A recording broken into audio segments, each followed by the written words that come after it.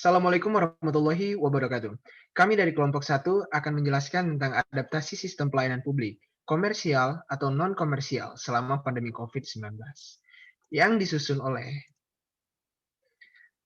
Abdul Rahim, Devi Febiola, M. Yudaista, Aulia Sultan, Aldi Pratama, Dimas Revindra, Federico, Ahmad Fauzan Ali.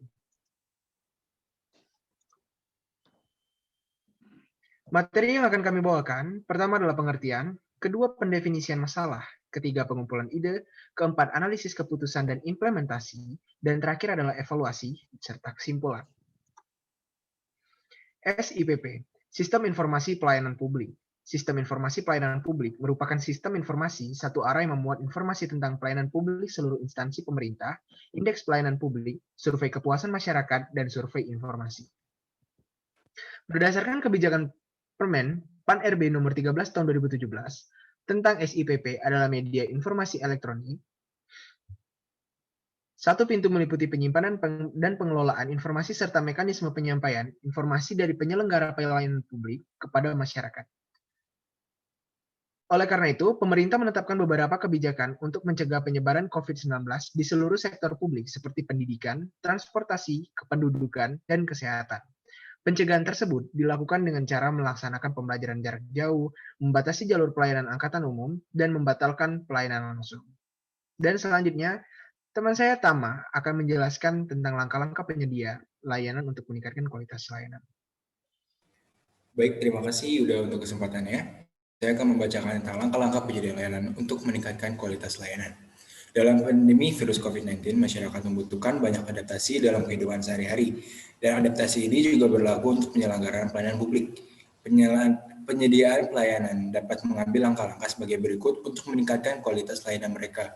Di antaranya yang pertama, memberikan informasi yang jelas tentang penyediaan layanan yang sudah memiliki media sosial dan website. Yang kedua, meningkatkan sistem penyediaan layanan online. Yang ketiga, adanya adaptasi sarana dan prasarana dalam pelayanan yang ada di lokasi pelayanan tertentu perlu disesuaikan. Dan yang terakhir, meningkatkan berbagai penyesuaian untuk kemampuan pelaksanaan layanan yang akan dilakukan selama proses layanan. Dengan kembalinya sistem pelayanan publik, diharapkan agar tidak menimbulkan masalah dan perselisihan baru di masyarakat. Dalam proses adaptasi kebiasaan baru, perlu dilakukan perubahan standar layanan melalui partisipasi yang luas dan menginformasikan kepada seluruh masyarakat sesuai dengan prosedur yang ada. Next. Selanjutnya adalah situasi. World Health Organization telah menetapkan COVID-19 sebagai pandemi dan Indonesia juga sedang menetapkan protokol kesehatan. Namun, angka penularan terus meningkat diakibatkan kurangnya kesadaran masyarakat Indonesia dalam mematuhi protokol kesehatan yang telah diberikan pemerintah. Salah satu upaya pencegahan yang dilakukan oleh instansi pemerintah adalah dengan penerapan pelayanan publik berbasis teknologi. Next. Tingkat penyebab masalah. Yang pertama yaitu adalah simptom. Yang kedua adalah potential root cause. Yang ketiga physical cause. Yang keempat real root cause. Next. Terakhir adalah problem statement. Bagaimana agar pemerintah dapat mempertegas protokol kesehatan dalam keseharian masyarakat dan bagaimana agar masyarakat berani untuk memerangi COVID-19. Next.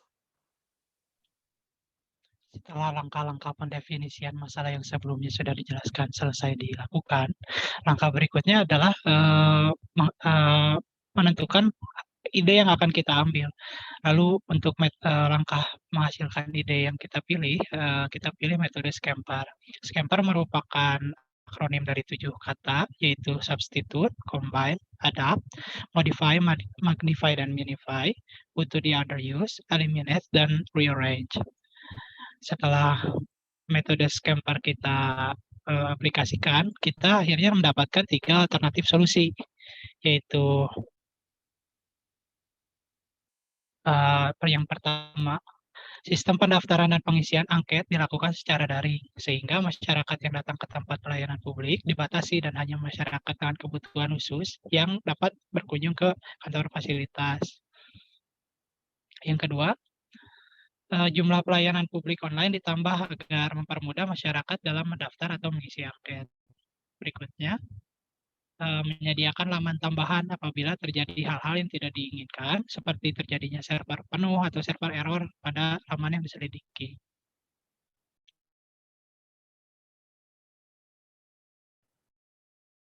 Selanjutnya adalah analisis keputusan. Kami sebagai peneliti menggunakan metode Scamper. Peneliti akan menggunakan teknik Kapner-Trego Decision Analysis atau KTDA untuk menetapkan solusi terbaik. Dalam membuat daftar parameter dalam dua kategori, yaitu ada must dan wants.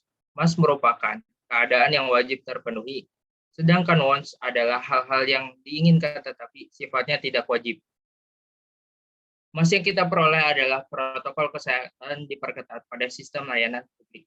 Dan wants-nya yaitu ada 3. Yang pertama, mengurangi jam kerja tatap muka. Yang kedua, mengurangi jumlah pegawai yang masuk secara tatap muka. Dan yang ketiga, membatasi jumlah kuota masyarakat yang ingin mengumpulkan berkas fisik.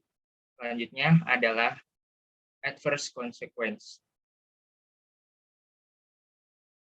Setelah berhasil menentukan must dan wants dengan menggunakan metode KTDA, tahapan selanjutnya adalah dengan menggunakan table adverse consequence yang bertujuan untuk dapat menganalisis konsekuensi negatif yang akan terjadi pada setiap alternatif solusi yang telah ditetapkan.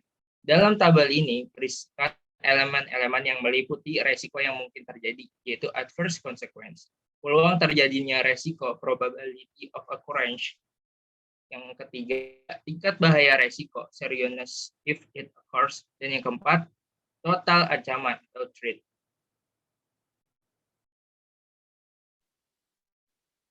Tahap implementasi, di mana tahap implementasi merupakan realisasi solusi berdasarkan metode yang telah ditentukan sebelumnya. Dalam tahap implementasi terdapat Gantt chart, di mana Gantt chart adalah grafik batang yang mengidentifikasi waktu kapan dimulainya dan kapan berakhirnya waktu untuk menyelesaikan suatu masalah tersebut. Sedangkan development chart dapat memandu tim dalam menyelesaikan tugas-tugas yang telah diberikan dalam menyelesaikan masalah tersebut. Nah, untuk contoh Gantt chart dan development chart dapat kita lihat di slide berikutnya.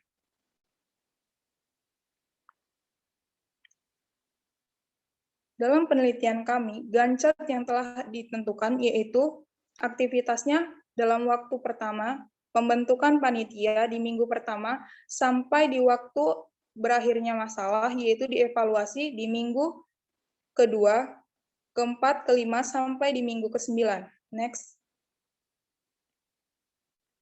Development chart. Dalam penelitian, tugas yang diberikan dalam perencanaan jadwal itu dapat diberikan kepada pegawai tenaga kesehatan dan sampai di tahap evaluasi yang akan dilakukan oleh pegawai dan tenaga kesehatan. Next. Selanjutnya adalah budget. Hal yang perlu dilakukan dalam budgeting adalah angka yang realistis dan detail sesuai dengan kebutuhan proyek. Budget yang kami buat adalah bisa dilihat di tabel berikut. Selanjutnya adalah prototype. Prototype atau purwarupa merupakan sampel atau model yang mewakili keseluruhan produk atau sistem. Prototype dibagi dua, yaitu prototype solusi berwujud dan prototype solusi tidak berwujud. Prototype yang kami gunakan adalah prototype diagram alur. Selanjutnya.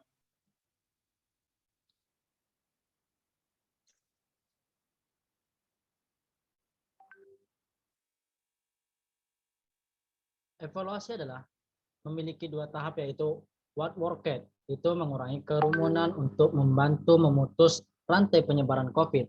Dan yang kedua itu membiasakan masyarakat menggunakan kemajuan teknologi informasi dan komunikasi dalam kehidupan sehari-hari. What could be improved? Ada dua, kemudahan fitur online bagi masyarakat yang kurang fasih menggunakan teknologi. Dan yang kedua itu peningkatan metode pelayanan sehingga masyarakat tetap puas dengan pelayanan publik yang diberikan.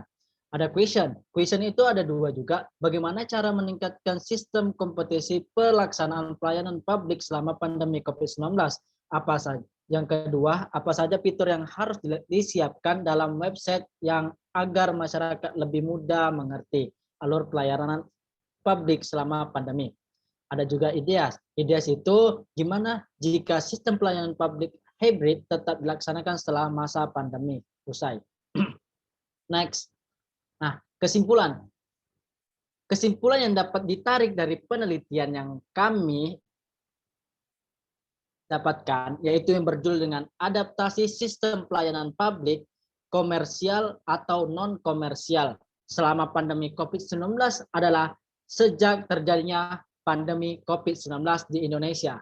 Adanya perubahan peraturan yang harus ditaati oleh sistem pelayanan publik agar dapat mengurangi penyebaran COVID-19, yaitu dengan cara meningkatkan berbagai penyesuaian untuk kemampuan pelaksanaan layanan yang dilakukan. Solusi yang terbaik dari masalah tersebut adalah dengan menerapkan sistem hybrid dalam pelaksanaan layanan publik. Terima kasih. Terima kasih. Sekian dari kelompok 1. Mohon maaf apabila ada salah kata dari kami. Pada Tuhan kami mohon ampun. Saya akhiri. Wabillahi taufiq wal hidayah. Wassalamualaikum warahmatullahi wabarakatuh.